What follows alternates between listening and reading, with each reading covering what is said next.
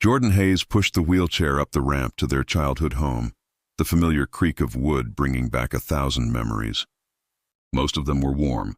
Some of them hurt more than the shrapnel wounds that had torn through their spine 16 months ago. The summer air in Pennsylvania was thick and sweet, carrying the smell of cut grass and charcoal from someone's early barbecue. It should have felt like coming home. Instead, it felt like rolling into a battlefield without armor. Through the window, Jordan could already hear them.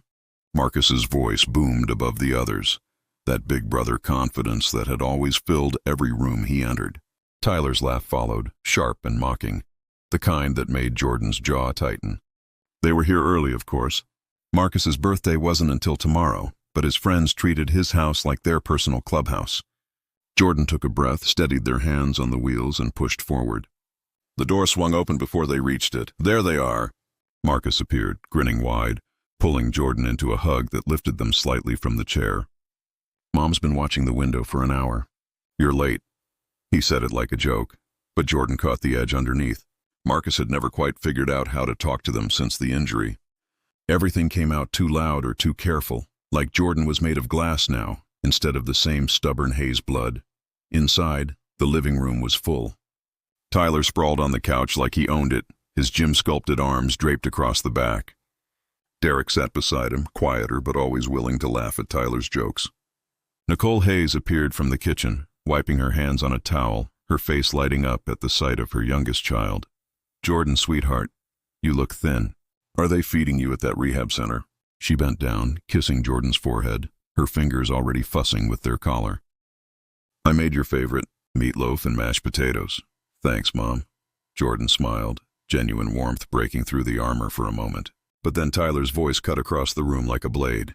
Hey, Jordan, they got wheelchair basketball at the VA? You could finally beat Marcus at something. The room froze for a heartbeat. Then Derek snorted, and Marcus laughed, uncomfortable but unwilling to shut it down. Nicole's face tightened, but she said nothing, retreating to the kitchen with the same silence that had always kept this family from confronting anything real. Jordan smiled. It was easier than the alternative. Haven't tried it yet. Been busy with physical therapy. The answer was safe, neutral. The kind of response that let the moment pass without confrontation. Tyler nodded, already bored. Turning back to the game on TV, Marcus clapped Jordan's shoulder, too hard. His way of saying sorry without words. The afternoon crawled forward like that, every hour marked by small cuts disguised as jokes. Tyler asked if Jordan got a military discount on the chair. Derek wondered aloud if desk jobs in the Army came with combat pay. Marcus laughed at everything, his loyalty to his friends outweighing whatever protective instinct he might have felt for his sibling. Jordan absorbed it all, each comment adding weight to the silence they carried. Dinner was worse. Nicole had set the table with the good plates, the ones reserved for special occasions, trying to make it feel like celebration. But celebration required joy, and Jordan felt none. Tyler dominated the conversation, telling stories about his gym, his clients, his philosophy on mental toughness. It's all about pushing through pain, he declared, gesturing with his fork. Most people quit the second things get hard. That's the difference between winners and everyone else. Marcus nodded along, proud by association. That's why Tyler's gym is blowing up. He doesn't let people make excuses. Jordan's grip on their fork tightened. The metal pressed into their palm, grounding them. They thought about pain, real pain, the kind that came with fire and smoke and blood pooling under your hands while you screamed into a radio for emergency evac. They thought about pushing through that pain, not for a trophy or a social media post, but because 12 soldiers were counting on you to get them out alive. But they said nothing. The words stayed locked behind teeth clenched too tight. Derek turned to Jordan, his expression almost kind. So what are you doing now that you're out? Must be weird adjusting to civilian life. Still figuring it out, Jordan answered. It was true. The world outside the military felt strange, soft in some ways and impossibly hard in others. People worried about traffic and bills and petty disagreements. Jordan worried about the nightmares, about the feeling that they'd left part of themselves in the dirt of a country most Americans couldn't find on a map. Tyler leaned back, his chair creaking.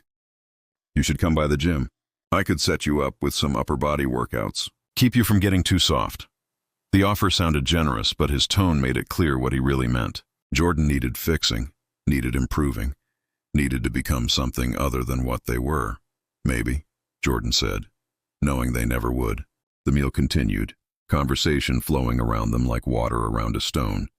Nicole tried to include Jordan, asking about their plans, their health, their friends from the service. Jordan gave short answers, aware of Tyler and Derek exchanging glances, their smirks barely hidden. After dinner, the group moved to the backyard. Marcus lit the fire pit, flames casting dancing shadows across the lawn. Tyler produced a six-pack, passing beers around the circle. When he got to Jordan, he hesitated, then offered one anyway. "Can you drink with your pain meds?" The question was innocuous, but it carried assumption. Jordan wasn't on pain medication anymore, hadn't been for months, but Tyler didn't know that. Didn't care to know that. "I'm good," Jordan replied, accepting the beer anyway. The cold glass felt real in their hand, something solid to hold on to. Marcus raised his bottle, grinning at his friends. To another year of not dying, not settling, and not making excuses. Tyler and Derek cheered, bottles clinking. Jordan lifted theirs silently, the toast leaving a bitter taste that had nothing to do with the beer. The conversation shifted to sports, then work, then women, the usual circuit of topics that marked these gatherings. Jordan listened, occasionally nodding, mostly invisible. It had always been like this, even before the injury. Marcus was the golden child, the firefighter, the one who looked good in photos and told stories that made people lean in. Jordan had been the quiet one, the one who left for the military at 18 and came back changed in ways the family never asked about. But now the invisibility felt different. Now it came with pity mixed with dismissal. They weren't just quiet Jordan anymore. They were wounded Jordan, broken Jordan, the one who couldn't walk, but also couldn't talk about why. The fire crackled, sending sparks into the dark sky. Tyler was talking about a confrontation at his gym, some guy who'd questioned his training methods. I told him straight up, "You don't like how I run things. There's the door." "I don't have time for weak-minded people who can't handle real discipline." Marcus nodded. That's the difference between military and civilian life. In the fire department, we don't get to quit when things get hard. You push through or people die. Jordan's jaw clenched. The irony was so thick they could choke on it. These men, talking about toughness and discipline, had no idea what those words really meant. They'd never held a dying soldier's hand, never made the choice between your own life and someone else's, never woken up screaming because your body remembered what your mind tried to forget. Derek turned to Jordan, his expression curious. "Did you ever see combat, or were you more support staff?" The question hung in the air, innocent on the surface but loaded underneath. Jordan could feel Tyler and Marcus watching, waiting for the answer. This was the moment. They could tell the truth, could shatter the illusions these men held about strength and service. But the words wouldn't come. Partly because the missions were classified, the details locked behind layers of military secrecy. But mostly because Jordan was tired of proving themselves, tired of fighting for respect from people who should have given it freely. "I did my job," Jordan said simply. Tyler smirked. "That's a politician's answer." Marcus laughed, and the moment passed, swallowed by the next joke, the next story, the next casual cruelty disguised as brotherhood. Jordan stayed until the fire burned low, until Nicole came out to collect empty bottles and hug everyone goodbye. When Jordan finally rolled back toward the house, Marcus caught their arm. "Hey, don't let Tyler get to you. He's just like that. He doesn't mean anything by it." Jordan looked up at their brother, this man who shared their blood but understood nothing about their life. "I know," they said, because it was easier than arguing. But inside, something was shifting. A decision was forming, slow and certain as dawn. The next time wouldn't be like this. The next time, silence wouldn't be the shield. The next time, the truth would break free, and everyone in its path would have to face what they'd been too comfortable to see. Jordan pushed toward their room, the wheels of the chair whispering against the hardwood floor. Behind them, laughter echoed from the backyard, ignorant and bright. Above them, the sky stretched dark and endless, holding secrets that would soon be revealed. The morning of Marcus's birthday party arrived with cloudless skies and humidity that pressed against the skin like a wet blanket. Jordan woke early, the habit of military life still carved deep into their bones despite 16 months of civilian existence. From the bedroom window, they could see Nicole already setting up tables in the backyard, her movements efficient and practiced. This was her element, feeding people, bringing them together, pretending everything was fine even when it wasn't. Jordan's phone buzzed on the nightstand. A text from an unknown number made their heart skip.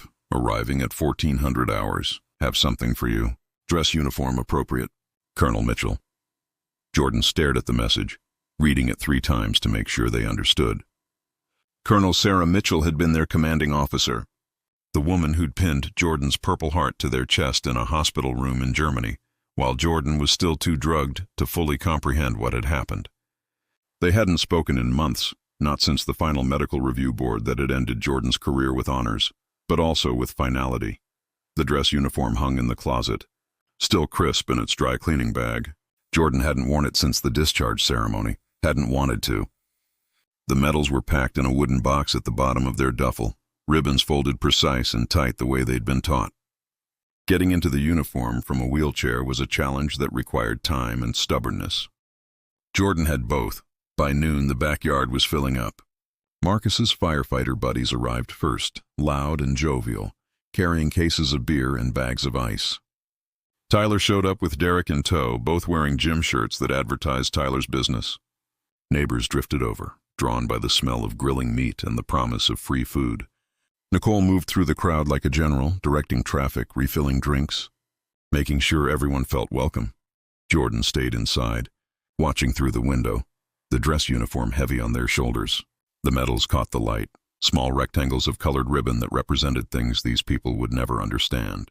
The Purple Heart for wounds received, the Bronze Star with Valor Device for heroic achievement, the Army Commendation Medal, the Combat Action Badge, and the others, classified decorations that couldn't be worn in public, that existed only in sealed files and the memories of the people who'd been there.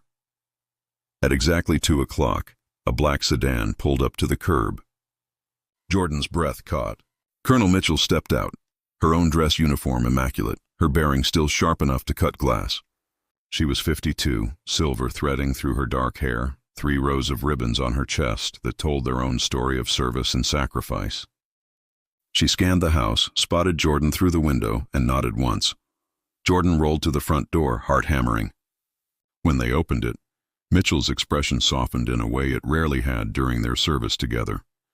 "Captain Hayes," she said, using Jordan's rank, the one they'd earned but barely had time to wear before the injury changed everything. "Permission to enter?"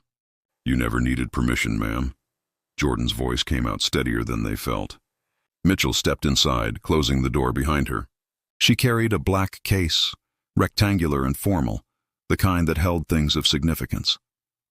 "I should have come sooner," Mitchell said, her tone carrying an apology that military officers rarely offered. "But some things take time. Bureaucracy, even for the important stuff." She glanced toward the backyard where laughter and music drifted through the walls. "Your mother's party?" "My brother's birthday." Jordan gestured toward the noise. "You don't have to go out there. Whatever this is, we can do it here." Mitchell shook her head. "No, this needs witnesses. This needs to be public." Her eyes held something fierce and proud. "You've been silent long enough, Captain. Time to let people see who you really are." Before Jordan could respond, Mitchell walked toward the back door. Jordan followed, pulse racing, the wheelchair moving smooth across the hardwood and then bumping slightly over the threshold to the deck. The noise of the party hit them like a wave. Mitchell stood at the top of the deck steps, her presence commanding immediate attention without a word spoken. The conversations died in ripples, people turning to stare at this stranger in full military dress. Marcus looked up from the grill, confusion crossing his face. Tyler and Derek exchanged glances, their earlier confidence wavering. Nicole emerged from the kitchen, her hands flying to her mouth. "Ladies and gentlemen," Mitchell's voice carried the weight of 3 decades of command. "I apologize for interrupting your celebration. My name is Colonel Sarah Mitchell, United States Army. I'm here on official business." She descended the steps with measured precision, the crowd parting instinctively. Jordan followed, every eye now locked on them both. Marcus moved forward, protective instinct finally kicking in. "Is everything okay? Is Jordan in trouble?" "Quite the opposite." Mitchell stopped in the center of the yard, positioning herself so everyone could see. She turned to face Jordan, her expression formal now, official. "Captain Jordan Hayes, would you please join me?" Jordan rolled forward, acutely aware of every stare, every whisper. Tyler's face had gone pale. Derek looked like he wanted to disappear. Marcus stood frozen between confusion and dawning realization. Mitchell opened the black case. Inside, nestled in blue velvet, was a medal that made Jordan's chest tighten. The Medal of Honor, the highest military decoration, awarded for conspicuous gallantry at the risk of one's own life above and beyond the call of duty. The backyard went utterly silent. Even the music seemed to fade away. Captain Jordan Hayes, Mitchell's voice rang clear and formal. By order of the President of the United States and the Department of the Army, you are hereby awarded the Medal of Honor for extraordinary heroism in combat operations. She lifted the medal, the star catching sunlight, throwing brilliant reflections across the stunned faces around them. On the night of March 15th, 2 years ago, Captain Hayes was piloting a medical evacuation helicopter in hostile territory when their aircraft received an emergency distress call. A 12-man infantry unit had been ambushed, pinned down by enemy fire with multiple casualties and no viable extraction route. Standard protocol dictated waiting for armed escort and air support. Captain Hayes made the decision to go in immediately, alone, into an active combat zone. Jordan's hands gripped the wheelchair arms. The memories came flooding back, vivid and terrible. The radio chatter frantic and desperate. The decision that had taken less than 3 seconds but had felt like hours. The way the helicopter had shuddered when the first RPG had screamed past. Mitchell continued, her voice never wavering. Captain Hayes flew through a corridor of enemy fire, taking multiple hits to the aircraft. Despite critical damage, they maintained control long enough to reach the stranded unit. While under continuous fire, Captain Hayes coordinated the evacuation, personally leaving the cockpit to help load wounded soldiers when the crew chief was killed. Nicole's hand was pressed to her mouth, tears streaming down her face. Marcus had gone absolutely still, his face drained of color. Tyler looked like he might be sick. During the extraction, an enemy rocket struck the helicopter's tail section. Captain Hayes, though severely wounded by shrapnel, remained at the controls. They flew that damaged aircraft, leaking fuel and hydraulic fluid, for 47 minutes through contested airspace to reach friendly lines. Only after every soldier was safely unloaded did Captain Hayes allow themselves to receive medical attention. By then, they had lost over 60% of their blood volume. The spinal injuries sustained were catastrophic. Mitchell's voice softened just slightly, the only crack in her military bearing. 12 soldiers survived that night because of Captain Hayes's courage. 12 families still have their loved ones. That mission, classified until last month, has now been declassified specifically so that this hero can receive the recognition they've always deserved. She stepped forward, carefully placing the medal around Jordan's neck. The weight of it settled against Jordan's chest, heavier than any burden they'd carried before. Mitchell stepped back and saluted, crisp and perfect. Around the yard, slowly, people began to understand what they were witnessing. Marcus's fellow firefighters, some of them veterans, snapped to attention and saluted. Neighbors stood with hands over hearts. Tyler and Derek looked small suddenly, shrunken by the enormity of their ignorance. Marcus moved first. He walked toward Jordan, his face a complicated mess of pride and shame and love and regret. When he reached his sibling, he dropped to his knees, bringing himself to eye level. Jordan, his voice cracked. I didn't know. God, I didn't know. Tears carved paths down his cheeks. All this time, all those jokes, all the ways I let them. He couldn't finish. His hands shook as he reached for Jordan's. I know, Jordan said quietly. That was the point. It was classified. Tyler approached next, his usual swagger completely gone. He looked young suddenly, stripped of all pretense. I need to apologize. What I said, what I implied about strength and toughness, I'm an idiot. I'm so sorry. Derek stood behind him nodding, his own eyes red. We had no right, no idea. I'm sorry doesn't cover it, but I'm saying it anyway. Jordan looked at these men, these people who had made them feel small, who had mocked what they didn't understand. The anger that had burned for so long had transformed into something else, something cleaner. You didn't know because I couldn't tell you, and I let your words hurt me because I forgot something important. Jordan's voice grew stronger, addressing not just them but everyone gathered. This medal, these ribbons, they're not what make me strong. I was strong before them. I'm strong after them. The wheelchair doesn't change that. Your opinions never could. Jordan looked at Marcus, at their brother whose face was raw with emotion. I love you, but I don't need you to protect me from people who don't see my worth. I need you to believe in that worth yourself, always, without proof. Nicole pushed through the crowd, wrapping her arms around Jordan from behind, her tears falling onto Jordan's shoulders. My baby, she whispered. My brave, beautiful baby. I'm so proud of you. Colonel Mitchell cleared her throat, drawing attention back. There's one more thing. Captain Hayes, the Army would like to offer you a position in training command, teaching tactics, leadership, crisis decision-making. Your expertise is too valuable to lose, and the role is fully accommodating of your current physical capabilities. Jordan looked up, surprised. A way back, a way forward, a purpose beyond survival. I'd be honored, ma'am. The party transformed after that. The celebration shifted, becoming about Jordan rather than around them. People approached carefully, respectfully, asking questions they should have asked long ago. Veterans in attendance shared their own stories, creating a circle of understanding that had been missing. Marcus stayed close, his earlier confidence replaced with something deeper, something real. As the sun began to set, painting the sky in shades of orange and gold, Tyler approached Jordan one final time. Can I ask you something? How do you not hate us? Jordan considered the question, watching the light play across the medal still hanging around their neck. Hate takes energy I don't have to spare. You didn't know who I was, but that's partly because I didn't show you. We're all learning. Some lessons just hurt more than others. I want to do better, Tyler said, and for the first time he sounded genuine. Be better. If you ever want to come by the gym, not as a client, but as someone who could teach the rest of us what real strength looks like, I'd be grateful. Jordan smiled, a real smile. Not the protective shield they'd worn for so long. Maybe I will.